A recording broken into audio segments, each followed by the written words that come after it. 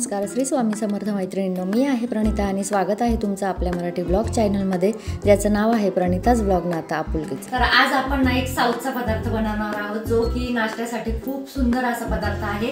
आणि त्यासाठी मी काय काय साहित्य घेतलं ते अगोदर सांगते। तर इथे एक वाटी फुटाण्याच्या डाळ्या घेतल्या, मीठ घेतलेलं आहे, ओलं खोबरं घेतलं, दही घेतलं, सुक्या लाल मिरच्या घेतल्या, हिरव्या मिरच्या घेतल्या, त्यानंतर कोथिंबीर, इंचभर आलं आणि 7-8 लसणाच्या पाकळ्या। आणि इथे तांदळाचं पीठ घेतलेलं आहे आणि जेवढं तांदळाचं पीठ घेतलं ना त्याच्यापेक्षा थोडं कमी आपल्याला पाणी घ्यायचं आहे, गरम पाणी। तर अशा या साहित्यापासून आपला साऊथ इंडियनचा एकदम मस्त असा नाश्त्याचा पदार्थ आपण बनवणार आहोत। तो काय बनवणार आहे ते स्किप न करता पूर्णपणे बघा। तर इथे मी जेवढं पीठ आहे ना तर तेवढंच, म्हणजे त्यापेक्षा थोडंसं कमी असं पाणी घेतलं आहे। ते पाणी कोमट करून घ्यायचं आणि आपण जेव्हा पण तांदळाची पिठी करतो ना तर तेव्हा आपल्याला पाणी हे गरम करूनच घ्यायचं असतं। तर तुम्ही बघू शकता इथे जेवढं पाणी आहे ना तेवढीच मी पिठी घेतलेली आहे। आणि त्यानंतर आता पाणी आपलं गरम होईपर्यंत, गरम म्हणजे अगदी हाताला सोचेल एवढंच गरम करायचं, कोमट। आणि पाणी कोमट होईपर्यंत इथे मी तांदळाची पिठी जी आहे ना ती चाळून घेते।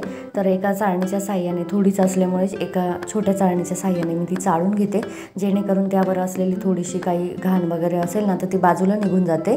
त्यानंतर त्यामध्ये चवीनुसार मीठ टाकते। आपलं गरम पाणी पण तयार झालेलं आहे, त्यामध्ये थोडीशी मी आता याच पिठामध्ये तेलाची धार टाकली, म्हणजे साधारण 2 चमचे तेलाची धार टाकली। आणि त्यानंतर ते चांगलं खाली मिक्स करून घ्यायचं आणि नंतरच आपल्याला ते पिठामध्ये भिजवायचं आहे।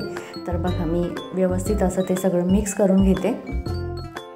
आणि त्यानंतर गरम पाणी टाकल्यानंतर ना थोडंसं चमच्याच्या साह्यानेच आपल्याला ते व्यवस्थित मिक्स करायचं, कारण पाणी गरम असल्यामुळे आपल्याला चटका पण बसू शकतो।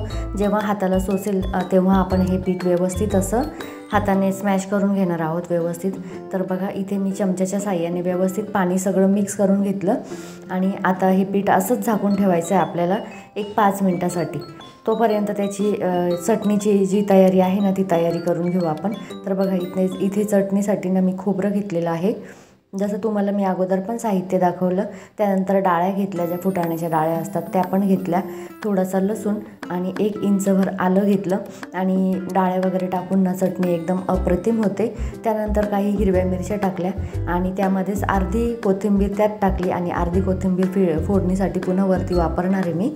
तर बघा आपल्याला जसे हव्यात तसे आपण मिरच्या घेऊ शकतो याच्यामध्ये। आता हे सगळं टाकल्यानंतर आंबटपणा चटणीला येतो, तो म्हणजे दह्याने किंवा लिंबाने, पण जर दही असेल तर अतिशय उत्तम। तर मी यामध्ये दही टाकलं आणि चवीनुसार मीठ टाकते। दह्यामुळे काय होतं ना की चटणीला एक वेगळीच कन्सिस्टन्सी येते, त्यामुळे दही वापरलं तर एकदम उत्तम। पण नसेलच दही तर तुम्ही लिंबूसुद्धा वापरू शकता। तर बघू शकता तुम्ही यामध्ये मी आता थोडीशी साखर टाकली।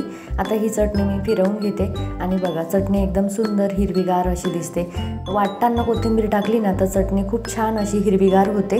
आता ही चटणी मी एका बाउलमध्ये काढून घेते आणि तोपर्यंत आपलं पीठ पण तिथे थोडीशी वाफळलेलं असेल ना तर आता ते पीठ पण आपण थोडंसं मळून घेऊ। आपल्याला चटणी जशी हवी असेल ना त्याप्रमाणे आपण त्याच्यात दही किंवा पाणी मिक्स करू शकतो। तर दह्याचं पाणी जे असतं ना ते मिक्स केलं ना तरी चटणीला खूप सुंदर अशी टेस्ट येते। तर बघा चटणीची कन्सिस्टन्सी तुम्हाला दाखवलीच मी। आता त्यावरून आपल्याला टाकायचा आहे तडका। तर तडक्यासाठी मी इथे एका तडका पॅनमध्ये तेल गरम करून घेतलं, त्यामध्ये जिरे मोहरी टाकली आणि थोडासा कढीपत्ता टाकला आणि आपली वाळलेली लाल मिरची असते ना तर त्या 2 मिरच्या टाकल्या, ज्याने ना चव खूप छान येते आणि दिसताना पण ना त्या टेम्पटिंग दिसतात थोड्याशा। आता हा तडका ना आपण चटणीवर टाकून घेणार आहोत।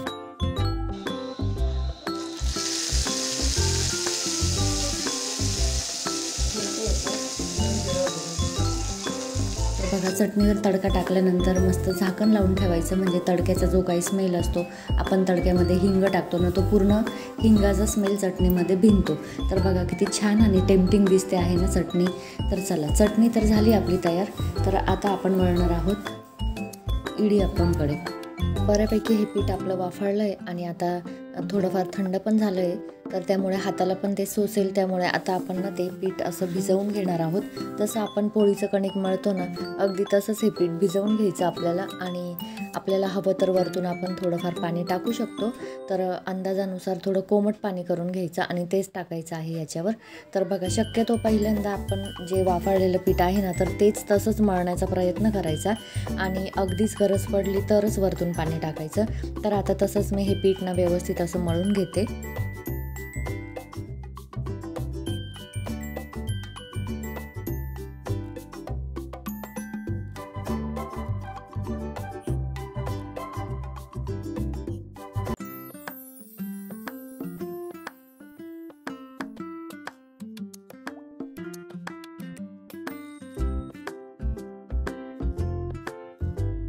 आता इथे पीठ आपलं छान असं मऊसूत भिजवून झालं आणि त्यावर मला फक्त थोडंसं पाणी लागलं.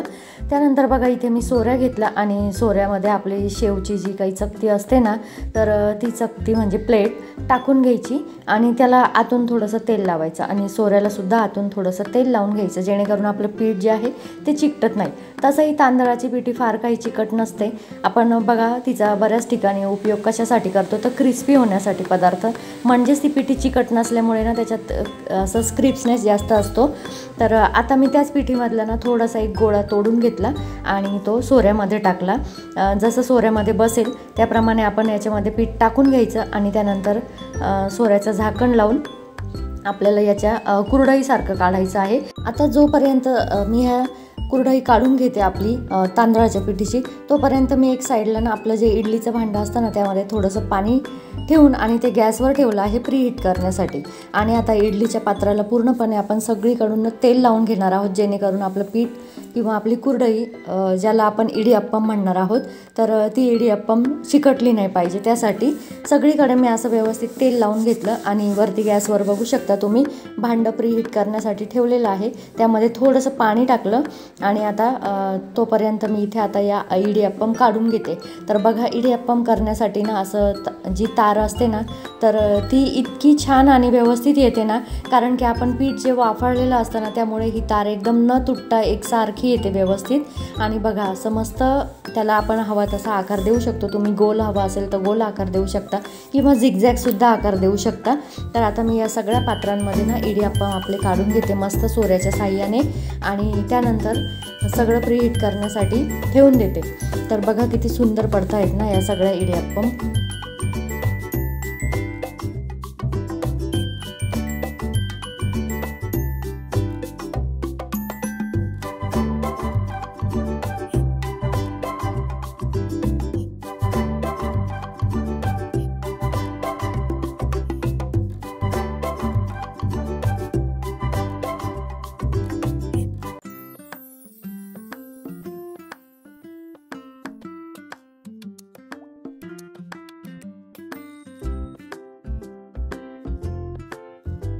तर बघितलं ना तुम्ही, त्याची तार अजिबात तुटत नाही. एकदम व्यवस्थित असं पीठ एकदम पातळ नाही करायचं, आपल्याला थोडं घट्ट ठेवायचं पीठ.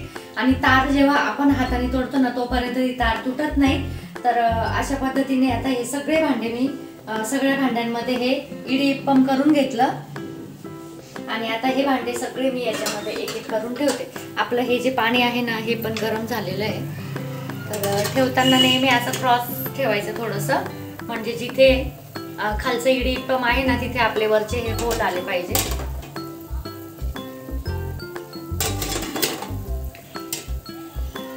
अशा पद्धतीने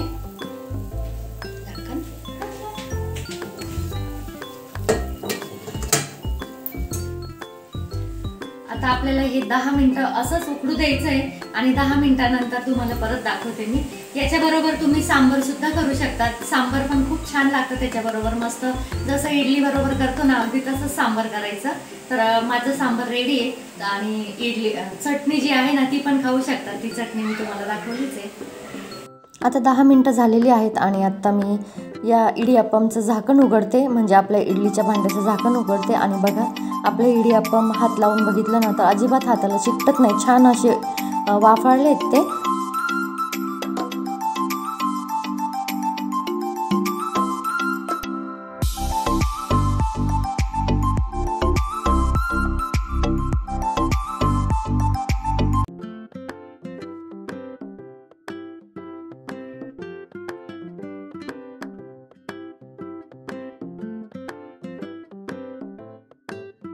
किती सोप्या पद्धतीने नाश्त्याचा हा प्रकार तयार होतो आणि एकदम सुंदर लागतो बरं का हा प्रकार। तर तुम्ही पण करून बघा नक्की आणि तुम्हाला आवडला तर कमेंट सेक्शन मध्ये मला खाली नक्की सांगा। तर चला इथेच आता या व्हिडिओचा एंड करते। व्हिडिओ आवडला असेल तर लाईक शेअर नक्की करा आणि चॅनलवर नवीन असाल तर चॅनल नक्की सबस्क्राईब करा। तर चला बाय आणि श्री स्वामी समर्थ।